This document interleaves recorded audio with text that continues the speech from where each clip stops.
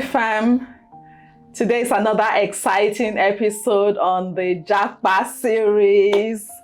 We're so excited. Today's one is, I'm a little biased because I'm a lawyer, and my guest today is going to talk about her immigrant journey as a lawyer in Canada, but also to talk about how she left Nigeria for another country before ultimately getting to Canada. So join me now to welcome the delectable Moyosore Sadiq Shunaya. It's so great to have you here, Moyo. I'm so glad to be here. I love this show. Thank you for having me. Thank you. So yeah, I know that you are a lawyer, and I can remember my own journey coming into Canada, going through the accreditation process just to become a lawyer. But let's share today first, before we go into all of that, let our audience, our viewers get to meet who Moyo is. Introduce yourself to us. All right. I have many hats, so I don't really know where to start from. But I'll say Moyo is a dual qualified lawyer. I'm qualified to practice in Nigeria, and I'm also qualified to practice in Ontario, Canada. I also have produced 4 Yoruba movies. They're showing on African Magic and YouTube. I also dabble into mentoring because I am NaijalawyerinCanada. So I have a page where I assist other lawyers who plan to get licensed in Canada. And, we just mentor them and direct them. Wow. So these are foreign trained lawyers. Correct. And they're not only from Nigeria, are they? No, I get foreign trained lawyers from other countries too. But Absolutely. Because I named it NaijalawyerinCanada, majority of Nigerians are attracted to the page. Yes, I know I've met other people from other nationalities who are also part of that platform. Yes. Well, you do wear a lot of hats. So take us from Nigeria. When did you leave Nigeria? I left Nigeria March 2018, and that's when I relocated with my family to Canada. To Canada.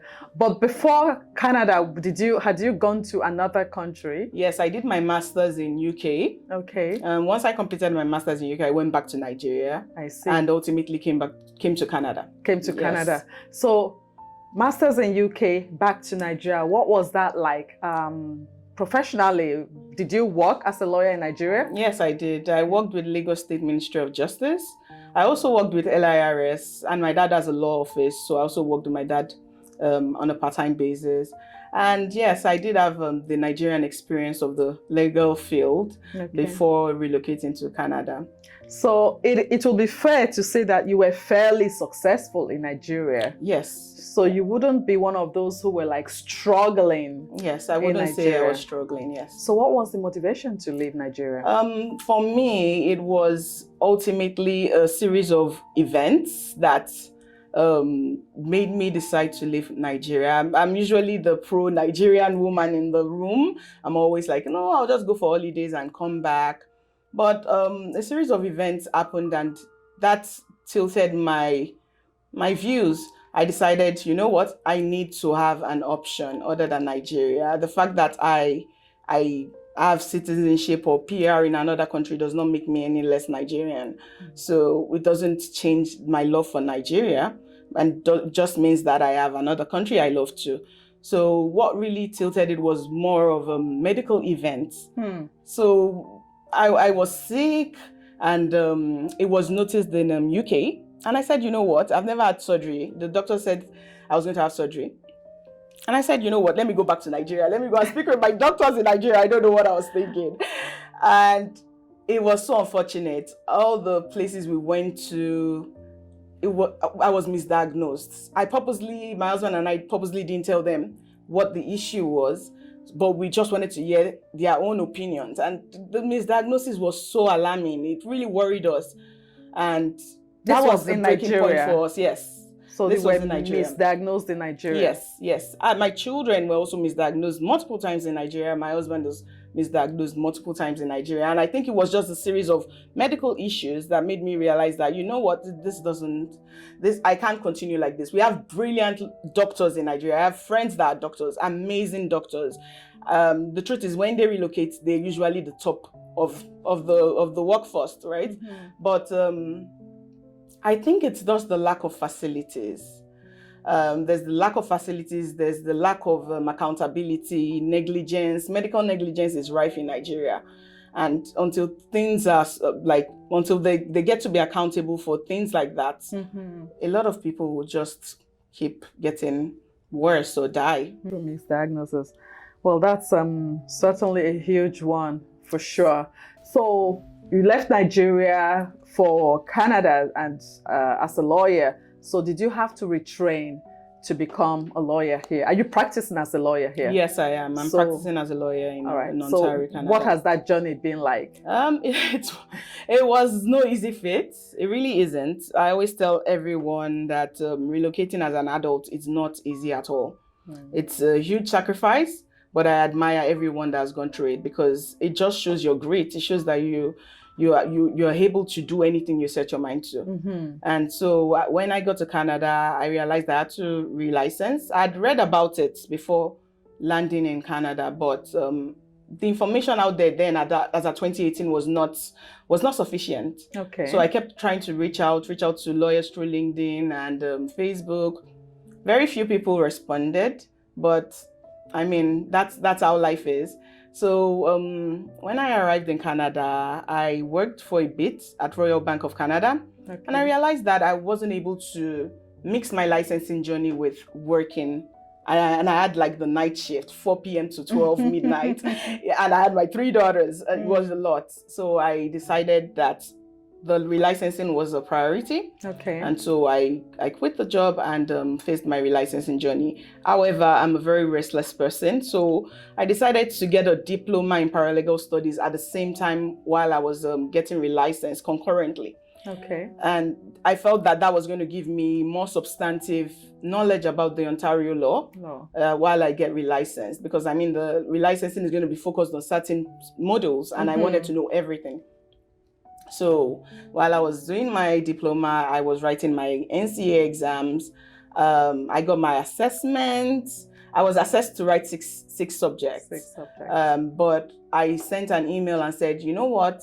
I don't think I deserve this 6th subject because at that time it was just 5 mandatory modules. Yes. So I said, okay, I don't think I should write this. Look at my work experience and look at my testimonial from school. And they waived it for me at that point. Oh, which one? How many did they waive for you? They gave me contracts. Oh, law of contracts. Yes. So I just did the mandatory five subjects, yes, at the end of the day. So the ones you had were foundation? Yes. Constitutional law, which administrative law, criminal, and what was the last one? PR. Professional responsibility. Yes. So, okay. So I started to write the exams.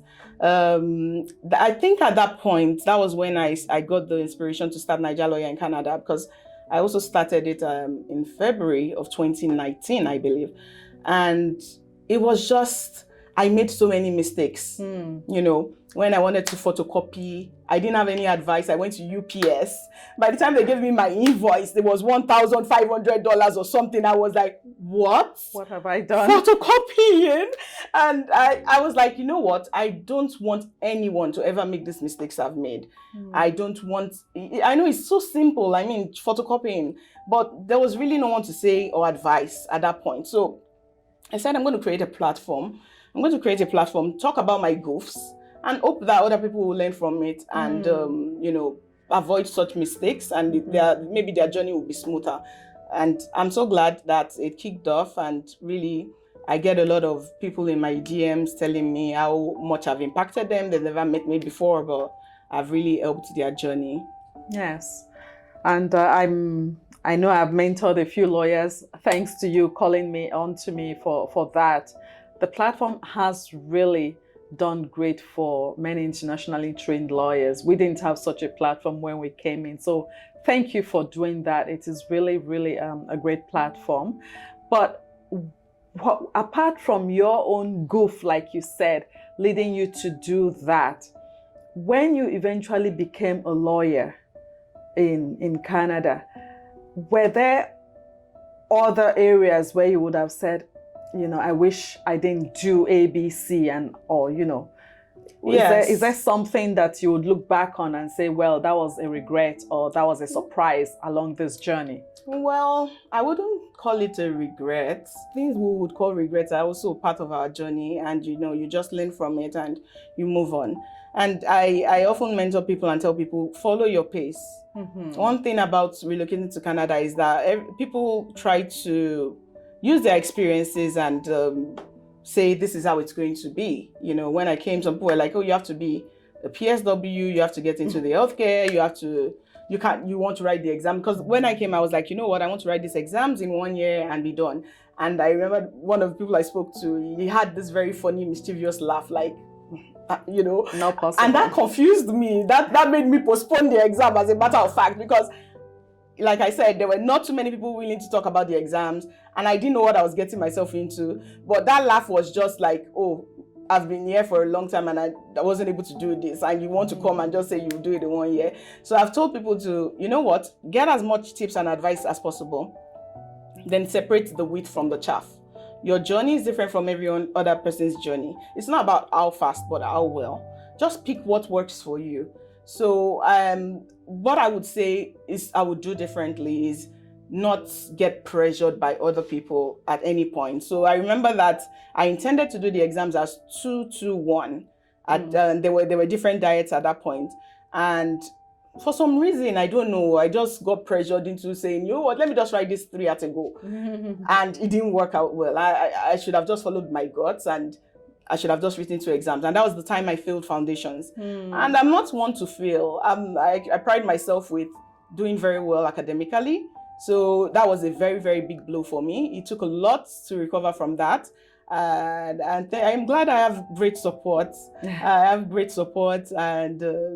I was able to get out of that feeling that, oh, you failed an exam, and realized, you know what, that exam was just not for me. I dusted my shoulders and I redid it, passed, moved on to barristers, moved on to solicitors.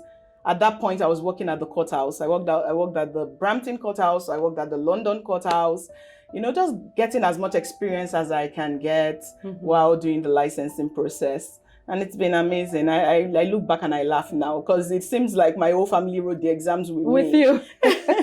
Now, when you talk about family, I know you have 3 lovely girls. Yes, How old were they at the time when you were writing these exams? So I finished the exams in 2020, and so my eldest was 11. Then the younger sister was 7, and I had a 4-year-old at that point. So how were you able to juggle parenting? It was a lot. It was a lot. Studying. But I'm so blessed. I have a great family support. My brother is in Canada too. We arrived at the same time. My sister is also in Canada, Shfei Mark. She's been in Canada. She did a master's degree in Canada. So, and my husband, God bless him, is a great support. My parents, I can't count how many times my mom had to fly over, help with the kids, and go back. My dad too. I have amazing family support. So that was really my shield, and that was really what I was able to focus on my exams for. And I remember the last day of my exam, I could hear my daughter. She was going to my friend's place because the exams are so strict. The proctors are like, we must not hear a voice. Nobody must open the door. Blah. I was like, you know what? These girls have to leave the house. I'm not going to risk it. So I told my husband to take them to my neighbor's place, my friend's place. And I could hear my daughter while she was going saying, today is my mom's last exam. Oh. It's the final exam. I realized, oh my goodness, this exam, we were all writing it together. It was a journey. It took a toll on everyone. Yes, it did. Wow. So now, apart from founding Nigerian Lawyers in Canada, you are quite popular in the community. How did that happen? Yeah. I don't know. I guess I'm an intentional person. And I guess when you're intentional, you attract people. And so I feel like I'm also someone that likes to give back to the community. So I'm very active in the community, like the Nigerian community, the Canadian community, the Lego community. I volunteer a lot. I help people as much as I can. I stay active online. And I do like my quiet time sometimes, but it's more important for me to assist people. I'm an empath, so I try to really help people as much as possible through their journey, even settling generally. Yeah. And also, I've got this group of fantastic Nigerians that landed in Canada around the same time as I did. And we're in like a WhatsApp group called Life in Canada. And from the moment we started the Canadian journey, applying up till now, where almost all of us are now citizens, we still communicate and we still, encourage one another. And I think that that's really important. How did you meet these people? I mean, I don't want to believe you were all in the same aircraft heading to Canada. But how did you meet them? So during the journey, like when you're trying to get PR or applying for permanent residency, you do a lot of research. And there's this forum, Nairaland. It's popular in Nigeria. So most of us were members of Nairaland. We all used monikers, so we didn't know our real names. We all had funny names that we were using, but we realized that this journey was something that brought us together. We would laugh together, we would cry together, we would have sleepless nights together. One of my best friends, she still says it up to today, that I remember when we had sleepless nights over this. And that's just how the relationship started. And the fact that when we got here, we all spoke about how hard it was settling down. This is not easy. You're leaving your job in Nigeria. Like me, I was a little bit pampered. I had my driver, I had my house, I had my nannies, I had the people that will cook, leaving all that and coming here and you have to do every single thing yourself. It was a lot. And so just having that support group, it's like having a tribe, right? And it's just been amazing. They're very supportive, and I love to see that we all assist each other in that group. And we're Nigerians, people always say negative things about Nigerians. We're not all bad. Majority of Nigerians are amazing people. So refreshing to hear. Now you talk about intentionality with engaging with the community. What does that look like for you? Because for someone who's listening and who would want to engage with the community but do not know how, what will that look like? Sacrifice. It takes a lot of sacrifice. It's a lot of time trying to volunteer or trying to maintain a status in the community and help people. And the sacrifice is not just from my part. It's from my spouse. It's from my family. There are many times that we're supposed to have a family time, but I'll get someone calling and say, I failed an exam. I can't stand this. I have to be there for that person. I have to leave everything I'm doing and go and calm that person down. It's not the end of the world. I know how hard it is. I mean, how can you pass Nigerian law school? We all know how hard Nigerian law school is. And then you come here and they tell you that you failed administrative law, you failed foundations. It's a lot. So it took a lot of sacrifice on my part to make time out, reach out to people, help as many people as I can. And my, like I said, my spouse encouraged me. He encouraged me. And my parents too. Everyone, my brother was the one that started the template for NaijalawyerinCanada. It's almost like they're always so involved in everything that I'm doing. So they're always a part of it. It's the one that does the template for the features. Wow. Doesn't collect money from me, and it's just amazing. That's why I said sacrifice. Sacrifice from my brother, sacrifice from people, sacrifice from my partner, Loretta, because we also have foreign trained lawyers in Canada WhatsApp groups to help people. And all the groups are so full, including the people that are still, the lawyers that are still in Nigeria planning to come and relicense. They are part of this WhatsApp group. Yes. What's the size of this WhatsApp group? It's huge. We have about 15 WhatsApp group because we couldn't put all of them in one. Wow. At that point, WhatsApp had a limit. So it didn't work out. So what we decided to do was we did a pre-assessment, and that's majorly for people that don't have their NCA assessment. Okay. And most of them are currently in Nigeria. Okay. And we have the NCA group for people that have the assessments, and then we have the bar exam group, the articling group.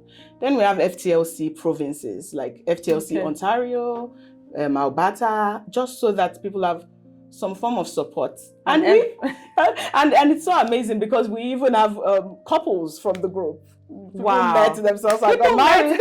People met from the group and got married. Yes. Wow.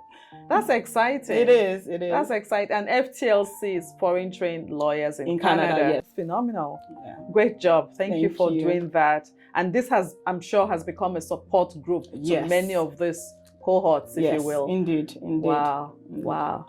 So anyhow, so apart from community, apart from traveling from Nigeria to Canada, I know that you do like to travel. I do. So tell us about your favorite places to go, and then maybe you can advise some people, some lawyers actually, who are planning to come to Canada. Right. Apart from joining these groups, what else can they do? Okay. Places I like to go. My mom took me to Dubai in 1998. I think I was in JS1 at that point. I guess that's where the entrepreneur spirit comes from. She gave me money and said, I don't know what you want to pick. Pick something from the store and double that money. Wow. And that was it. That was it for me with the entrepreneur. My dad is a lawyer, so I took both, lawyer and an entrepreneur. And, wow. And since then, I've been attached to that city, Dubai. Okay. And I love going there. I love going to Dubai. I just love the hospitality. I just feel like the hospitality is top notch compared to many of the other countries. I also like going to Atlanta because I had 2 of my children in Atlanta in USA. Okay. So it's kind of like a second home too. Yeah. And I generally just like to travel. And going to the advice for lawyers. I'm just going to repeat something I said before. Your pace is your pace. It doesn't matter if it takes 5 years, it takes 3 years, it takes 1 year, 6 months. Your pace is your pace. Your price is your price, not anyone else's. You know, just do you. Look at your dynamics, your family dynamics. Pace yourself, reward yourself, take a break, have self-care, and maintain your mental health. Because if you don't maintain the mental health, what are you doing? It's still going to all fail. So take care of yourself and try to network. I know that it sounds cliche. Everyone is saying network, and it's not that easy, especially if you're an introvert. But you have to do it. You have to do what you have to do. It wasn't easy for me to send DMs or messages to multiple, hundreds, if not, of lawyers on LinkedIn and get one, and get maybe just one response or 2 people replying. It's never easy, but you have to try.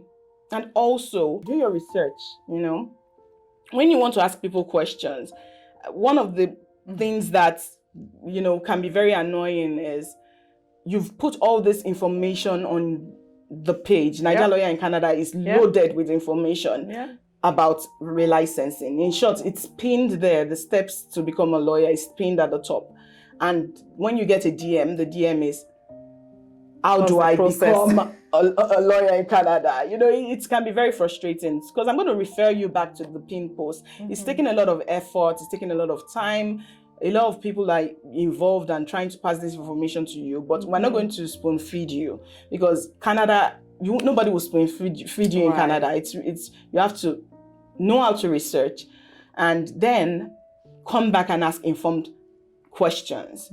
I'm not saying that reading all those things will make you know everything, but at least you know this much, and this is where I have an issue, and then you can focus on that. And anyone will be happy to help you in that regard. So just try your best and keep your dream alive. There's nothing you cannot do, no matter how old you are. We've had people in their 50s, even in their 60s, that have done this relicensing journey. So what's your excuse? So just keep your hope alive and follow your dreams. Great advice. Thank you. Thank you, Moyosore. Well, apart from lawyers, I know that you interact with a lot more people. Apart from the legal community, you're very, very much entrenched in the Canadian community, the Nigerian Canadian community. What advice would you give to immigrants generally in integrating with their communities here? I ask the question because you've talked a lot about volunteering, and I know volunteering doesn't come easy for many Nigerians because they think money first. Yes. And volunteering is volunteering. Yes. It's not a paid position. And what would your advice then be to immigrants coming in how to integrate into the community? Yes, I understand that money is very important, but it's also, if you look at it this way, let's say, for example, I'll go back to law because that's where I really know. As a lawyer, if you volunteer, and maybe you were a lawyer in Nigeria for many years and you come and you're like, oh my God, I'm just volunteering in this law office. I said, I have more experience than these people. If you volunteer, what you're getting back is knowledge that you would have had to go to school to get. You would have had to pay for that, pay tuition to learn these things at school. And the truth is that even going to school is not enough. That they're just teaching you the substantive parts. You are in a place where you're going to be learning practical things, the real things. This is real life. And you are not paying for it. If you look at it that way, you'd realize that it's a symbiotic relationship. It's not one person is losing and one person. No, you are learning. Each file you handle, each thing you do, administrative or not, or legal, it's adding to you. It's adding to you, and you're going to take that with you. And when we also think about volunteering, let's remove the profession. Nigerians are maybe they're celebrating the anniversary of Nigeria, or they're saying, let's help people. During COVID, I know a lot of Nigerian organizations like donated food and they were delivering to people that needed. Even simple mentorship, we take this settlement for granted. It's not easy for a lot of people. Yeah. Even simple, you know what, I'll hold your hand. I know you're new in Canada. Before you take serious decisions, let me give you my input and you decide whether you're going through with it. That's volunteering. Volunteering is not just about being physically somewhere and picking things. You're volunteering in many ways. Assisting people, advising them. Be careful, don't do this. Don't land and use all your proof of funds to buy the biggest car. Don't make a mistake like this. Save. You can go to this settlement place. Do you need my help to drive you to the bank so you can open your account and get a phone? Those are volunteering things. They are volunteering gigs. And it's something, to me, I've always been blessed because of how much I give. It may not be material, but I'm so blessed because I give. So the prayers I get from people that I've somehow touched, it's invaluable for me. It's not about the money. It's not about the money. So think value, think futuristic, not just for today. Yes. Wonderful, Moyo. Thank you. Is there anything else you'd like to tell us or you'd like to say before we let you go? Yes, I'd like to say, because I know I touched on it earlier, about Nigerians who are such an amazing people. We are talented. We're blessed. We're great people. We're so intelligent. And I know that bad news spread fast and there's always like bad news about Nigerians. But I also want to urge us to talk about the positives too. Talk about the positive things about your people. Talk about the positive things because no matter what, you are still Nigerian. You're still Nigerian. So talk about the positive things that Nigerians are doing. We're excelling in schools. Even your children are excelling in school. At work, we do very well. We're very efficient. We're very productive. We're able to do many things, multiple things at a time. So I just want to urge people to speak more positively about themselves. We may be a minority, but we're a visible minority because of how hardworking we are. Yeah. So that's just what I was. And you are one of those success stories. Thank you. Thank you for portraying Nigeria so positively. I know that we have many successful people. We only hope that someday they'll begin to tell their story. I think many Nigerians think it's humility to not talk about themselves or even share their good news. People don't even want to share good news, let alone bad news. So, I think hopefully we're evolving as a people and as a community, and hopefully we'll begin to get more success stories being told. But thank you once again for the privilege to share your story. And yes, we hope that if you're going to Japa, you will take some of Moyo's advice and find a way to be entrenched into the community you find yourself in. It's usually not always monetary value you should be looking at. Always look at the positives. You're benefiting. She said it's a symbiotic relationship to volunteer. So not always money.